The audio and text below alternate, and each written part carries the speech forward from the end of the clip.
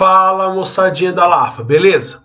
Bom, hoje nós iremos trabalhar com o módulo 14, tá? Tá na apostila 3 e os exercícios que eu vou fazer estão na página 384. E o assunto agora muito pertinente é lei de Avogadro e o famoso volume molar. Gente, toda vez que a gente fala volume molar, é óbvio que a gente vai retomar todos os assuntos que a gente falou de mol. Né? Como eu falei para vocês, depois que a gente ouve na química mol pela primeira vez, nunca mais vai deixar de ouvir na palavra mol. E basicamente, muitos exercícios da aula de hoje vai ter que fazer uma regra de 3, vai ter que ter uma boa interpretação da matéria. Então, muita paciência para a aula de hoje, né? Dedicação. Inclusive, a tarefa de hoje deve ter alguns exercícios, não importa se é série branca, roxa, né, ou série amarela. A dificuldade está talvez na interpretação. Depois que interpretou, uma regra de 3 fica bem simples. Lembrando que todos os exercícios vão estar resolvidos com vocês, tá? Pelos professores assistentes. Vocês vão ter um momento oportuno para estar trabalhando com esses exercícios. Gente, vale a pena fazer. Vamos praticar, porque volume molar a gente vai usar em várias outras matérias, inclusive em cálculo estequiométrico, uma matéria muito pertinente aos nossos vestibulares. Bom, então começaremos aqui com a famosa lei de Avogadro, né? Ou também chamado de hipótese de Avogadro. Bom, o que fala esta lei? Se eu tenho recipientes iguais, ou seja, de mesmo volume, nas mesmas condições de temperatura e pressão, sempre vão apresentar as mesmas quantidades de moléculas. Sempre vão ter a mesma quantidade de molécula no estado gasoso. Agora, observe o seguinte. Quando a gente trabalha com gás, olha o começo do título.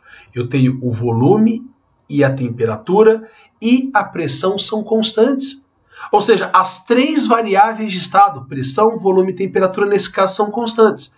Então, de acordo com o Avogadro, esses recipientes sempre vão ter a mesma quantidade de moléculas no estado gasoso.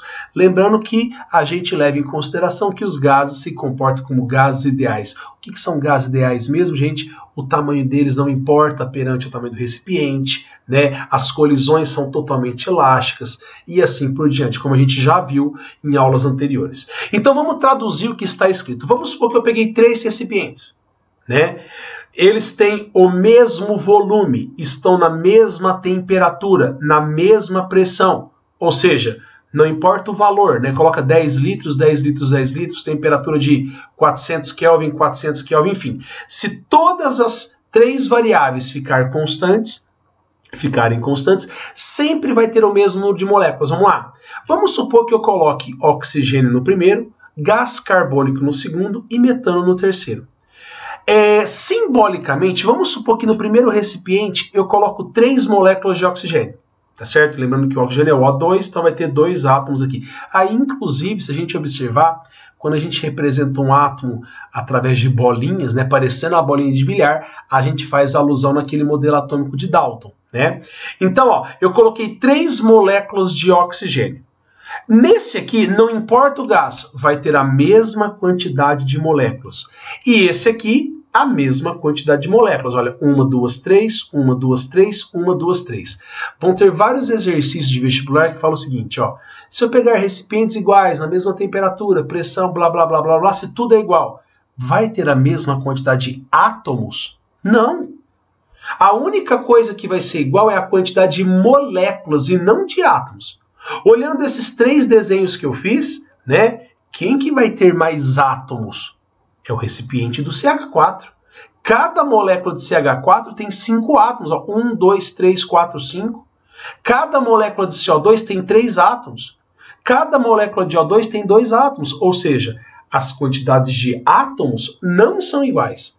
As quantidades de moléculas que são iguais. Perfeito? Não importa o gás, tá? Não importa o gás. De acordo com o Avogadro, vai ter a mesma quantidade de moléculas. Uma vez eu vi um exercício falando o seguinte: se eu pegar recipientes iguais, na mesma temperatura e pressão e volume, vai ter a mesma massa? Não. Gente, se a gente observar, o oxigênio pesa 16, o carbono pesa 12 e o hidrogênio pesa 1.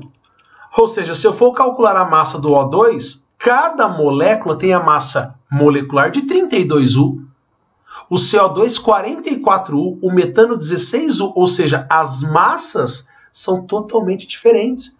A única coisa que vai ser igual é a quantidade de moléculas. Eu posso até fazer uma brincadeira aqui. Olha aqui o recipiente do O2 e do metano. Coincidentemente, você concorda que a massa molar do metano é a metade do O2? Então, esse recipiente aqui vai ter o dobro da massa desse, porque as moléculas são a metade, né? A massa dela é metade. Então, a única coisa que necessariamente vai ser igual é a quantidade de moléculas. Professor, pode os átomos serem iguais? Sim. Se você pegar O2 aqui e N2, como cada molécula tem a mesma quantidade de átomos, coincidentemente, os átomos também vão ser iguais, né? Não necessariamente. A única coisa que necessariamente é igual vai ser a quantidade de moléculas. Depois desse conceito que nós temos aqui, nós vamos cair no volume molar. Professor, qual que é a definição de volume molar quando se trabalha com estado gasoso? Vamos lá. Volume molar é o volume ocupado por 1 mol de um certo gás numa dada temperatura e pressão. Né? É o volume ocupado por 1 mol de um gás numa dada temperatura e pressão. Aí na sala de aula eu pergunto, gente, quantos volumes molares existem?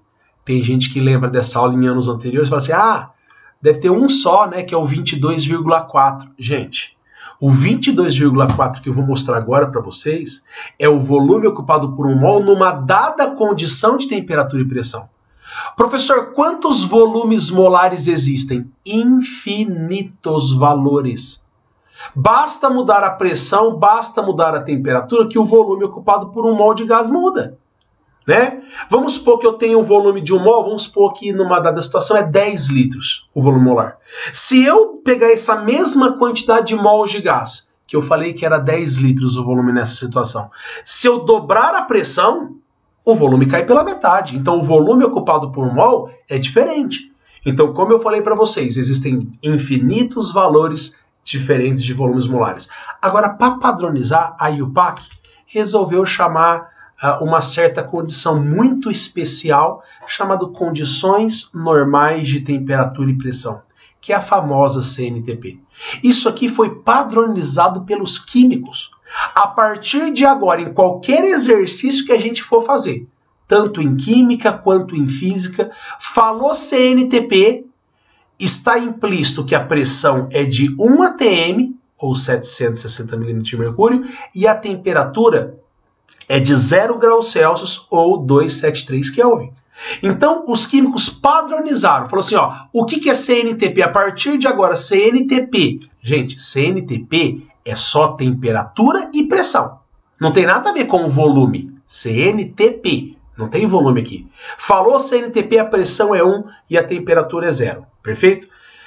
Quando a gente pega 1 mol de qualquer gás, no caso oxigênio, a massa molar do oxigênio é 32. Se eu pegar 32 gramas de oxigênio, que é 1 mol, ou 16 gramas de metano, que é a mesma coisa que 1 mol, e colocar num recipiente que está na CNTP, o volume ocupado vai ser, a partir de agora, 22,4 litros.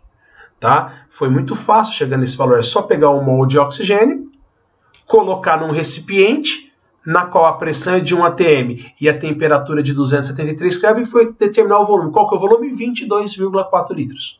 Então, a partir de agora, na CNTP, o volume ocupado por 1 mol de qualquer gás, não importa se o gás é o oxigênio, não importa se é gás carbônico, se é metano, enfim. 1 mol de qualquer gás ocupa um volume de 22,4. Perfeito? Esse valor é meio que fornecido no exercício, mas de tanto você utilizar, você acaba até memorizando. Lembrando que só vai ser 22,4 se eu estiver nessa condição de temperatura e pressão. Mas, professor, como que eu faço para calcular? Somente a partir da aula de hoje. Esquece as aulas que a gente vai ver lá para frente. Existem jeitos mais fáceis. Mas como que eu faço para calcular o volume de 1 mol de gás numa outra condição de temperatura e pressão? Por exemplo, Determine o volume molar, né, dos gases numa temperatura de 127 graus Celsius e pressão de 2 atm. Está na CNTP? Não. Na CNTP é 1 atm e 0 graus Celsius. Então, como que eu faço para determinar o volume molar em uma outra situação? Bom, na CNTP, nós temos a pressão de 1 atm, a temperatura 273 e o volume, já foi tabelado, é 22,4. Você concorda que aqui nós estamos tendo uma transformação gasosa, ou seja, eu vou pegar 1 mol de gás antes, vou aumentar a pressão, aumentar a temperatura e vai continuar sendo a mesma quantidade de gás. Então a gente vai usar até a aula passada, né? Então numa outra situação, quando a pressão é de 2 atm e a temperatura, gente, já passa para Kelvin aqui, para não errar, né? 127 mais 273 dá 400. Então nessa situação que não é igual à da CNTP, qual que é o volume molar? Como que a gente faz, caso isso seja necessário?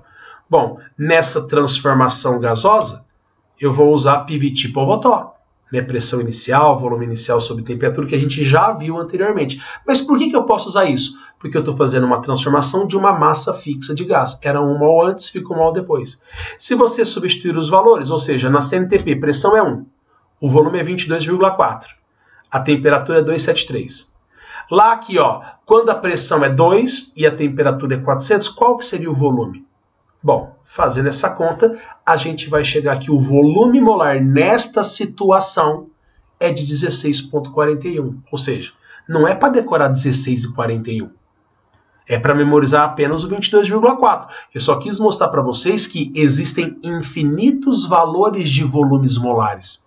Basta colocar o gás numa dada pressão e numa dada temperatura que o volume vai ser diferente. Perfeito? Bom, então não se espante se o exercício fala assim, leve em consideração que o volume molar é 25 litros por mol. Beleza, é numa outra situação de temperatura e pressão. Leve em consideração que o volume molar é 10 litros, ou seja, a pressão deve ser alta, temperatura baixa, enfim. Beleza? Bom, agora é o seguinte, vamos começar a interpretar, né? Isso aqui são vários exercícios, não são os da apostila ainda, que eu estou utilizando só para interpretar o que é volume molar. Dá uma olhada nesse simples exemplo.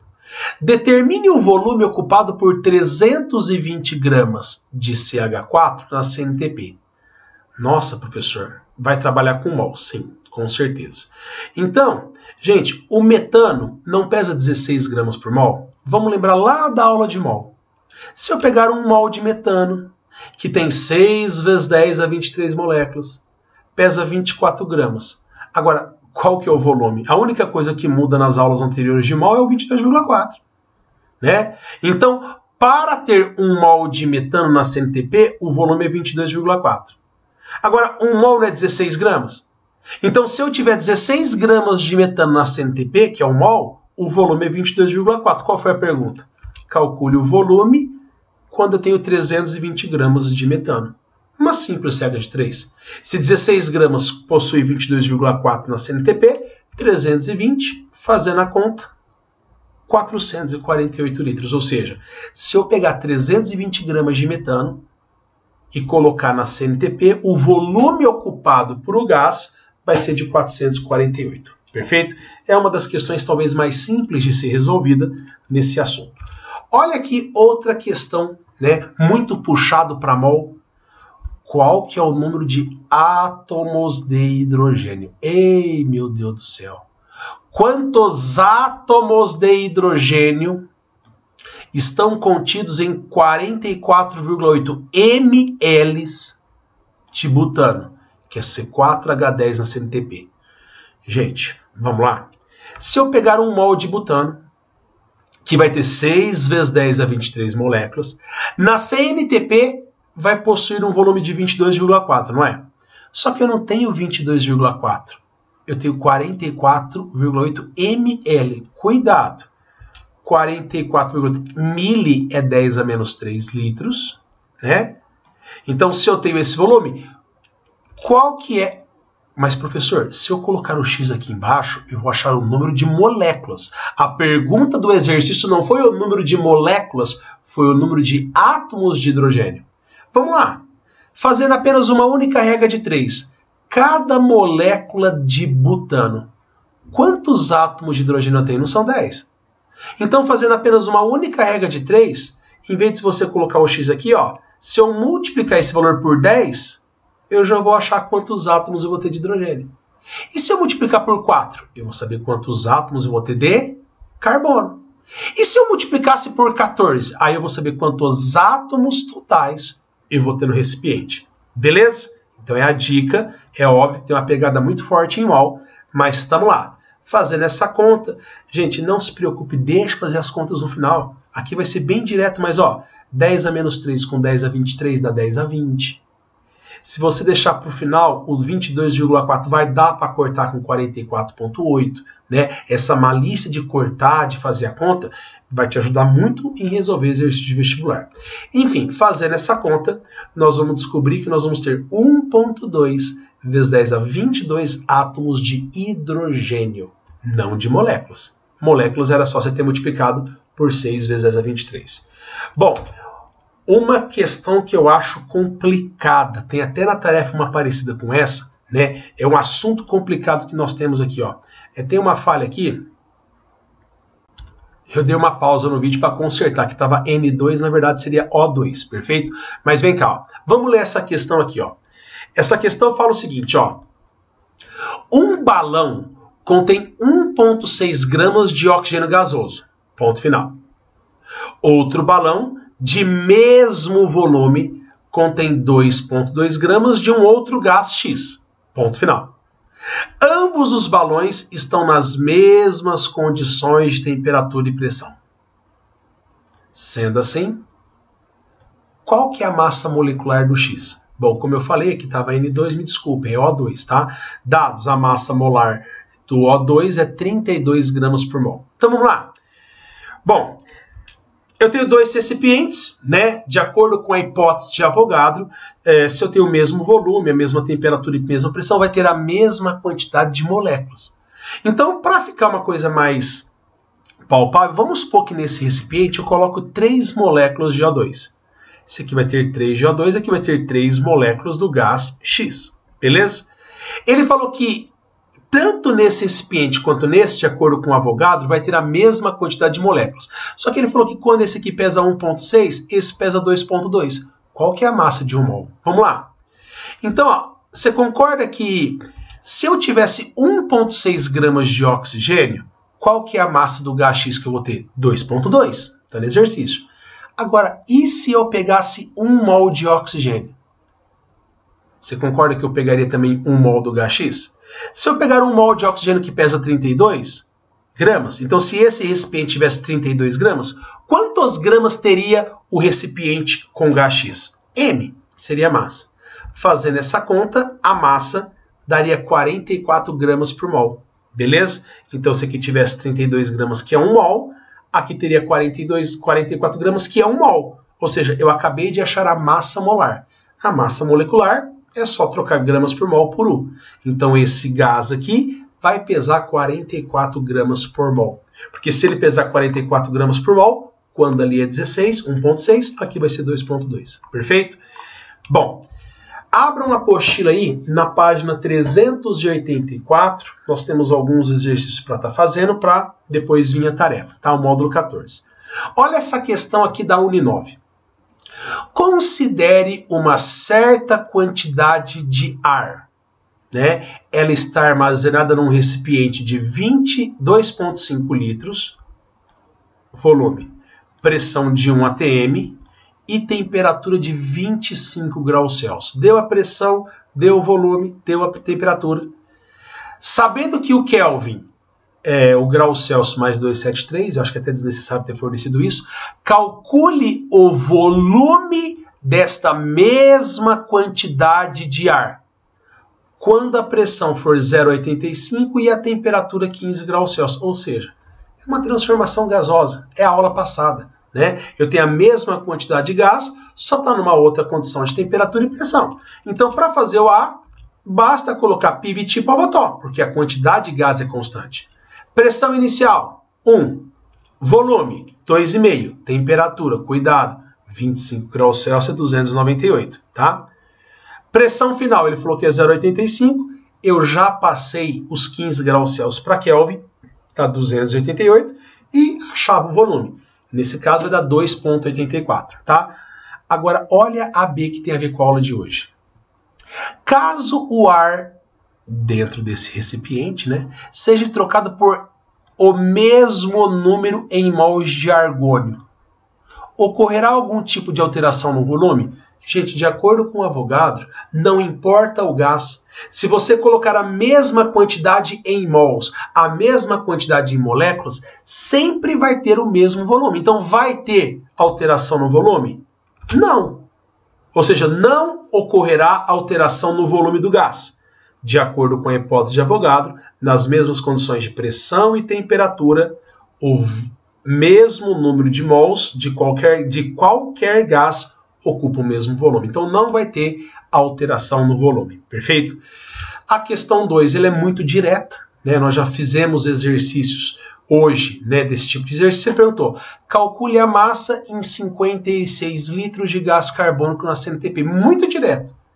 Né? O gás carbônico é o CO2, né? Carbono pesa 12, oxigênio pesa 16, enfim, o CO2 pesa 44 gramas por mol. Ele quer saber qual é a massa. Vamos lá na regra de 3. 1 mol de CO2, que pesa 44 gramas, ocupa um volume de 22,4 litros na CNTP. Ele quer saber qual é a massa quando o volume é de 56 litros. Bom, numa simples regra de 3, você chega no valor 110, né? Alternativa D. A questão 3, ele fala o seguinte, ó, considere 2 gases, considerando o comportamento ideal, tá? Um é CH4, outro é C2H6. Pausa aqui. Se eu perguntar quem que tem mais átomos, é lógico que é o C2H6. Cada molécula tem 2 de carbono e 6 de hidrogênio, né? Mas vamos ler o exercício, ó. Considere 2 gases, considerando o comportamento ideal, CH4 e C2H6, contidos em compartimentos separados e fechados. Ambos têm volume 10, mesma temperatura, mesma pressão. Gente, tá na cara. Se eu tenho gases diferentes, nas mesmas condições de temperatura e pressão, sempre vai ter o mesmo número de moléculas. Beleza? Então, de acordo com o Avogadro, pode-se afirmar que tem o mesmo número de moléculas. Vai ter a mesma massa, alternativa B? Não, hein? O CH4 pesa 16, aqui pesa 12, vezes 2, 24, mais 6, 30. Então a massa vai ser diferente. Esse recipiente aqui vai ser mais pesado. Será que vai ter a mesma massa molar? Não, esse aqui é muito fácil de ver, né? Não tem a mesma massa molar. Será que contém 2 e 5 mols? Como que eu faço para saber se tem 2 ou 5 mols? Primeiro, né? Não dá para saber se tem 2 mols ou 5 mols. Sabe por quê? Porque eu não sei qual que é a temperatura, qual que é a pressão. Mas a única coisa que eu sei que está errada essa questão é que se um tiver 2, outro vai ter 2 também, porque tem a mesma quantidade de moléculas. Se um tiver 5, outro também vai ter 5, tá? Por isso está errado. Agora, tem iguais velocidades de fusão? Velocidade de fusão, gente, a gente vai trabalhar mais a fundo em outro momento, depende da massa molar, né? Quanto mais pesado for o gás, ele é mais devagarzinho. Então as velocidades são diferentes, tá? Mas está muito fácil ver que a alternativa A está correta. A questão 4, né, uma questão aqui, fala assim, ó, nos lixões a decomposição anaeróbica da matéria orgânica é comum e gera, entre outras ocasiões, o biogás, constituído principalmente por metano, CH4. Esse gás acumula sobre o lixo e é um excelente combustível. Tá, enfim, começa a partir daqui. Em condições ideais e na CNTP, pode-se dizer que 1 kg de metano ocupa que volume aproximado? Gente, mesma coisa, 1 mol, que tem 6 vezes 10 a 23, nem preciso usar isso. No caso do metano, pesa 16 gramas, ocupa um volume de 22,4. Ou seja, se 16 gramas ocupa 22,4 e 1 quilo, gente, só toma cuidado para passar para gramas, né? 1 quilo dá 10 a terceira gramas. Qual seria o volume? Fazendo essa conta, chegamos num valor aí de 1.400 litros. Você viu que é uma aplicação direta da fórmula, né? A questão 5, mesma coisa, tá? Não muda, é a mesma pergunta, ó. Mol é a quantidade de matérias que contém quantas entidades, blá, blá, blá, blá, blá, blá, blá, blá, blá, blá, blá. Uma massa de 44 gramas de CO2 corresponde a 1 mol de CO2 e ocupa na CNTP 22,4. Falou aqui, ó. Essa informação nem precisava ter fornecida, que dá para a gente calcular. Desse modo, assinale a alternativa que apresenta aproximadamente qual que é o volume ocupado por 188 gramas. Gente, tudo a mesma coisa, né? 1 mol, 44 gramas, 22,4. Qual que é o volume de 188? Fazendo a conta, chegamos no aproximadamente aí num valor de 96. Perfeito? Gente, a tarefa de vocês são esses exercícios. Como se trabalha com mol? Muita paciência na tarefa, tá? Existem exercícios que talvez você nem vai conseguir fazer, aí você pede o auxílio de um professor e fala assim, nossa, era só isso, né? Então não conseguiu fazer o 262? Pula, vai fazer os outros. Nem sempre o 277, por exemplo, que seria o último, é mais difícil que o 276. Então não está na ordem cronológica de dificuldade, está na ordem cronológica dos exercícios que aparecem, tá certo? Um excelente estudo para vocês, beijinho no coração e até o próximo, se Deus quiser. Tchau para vocês!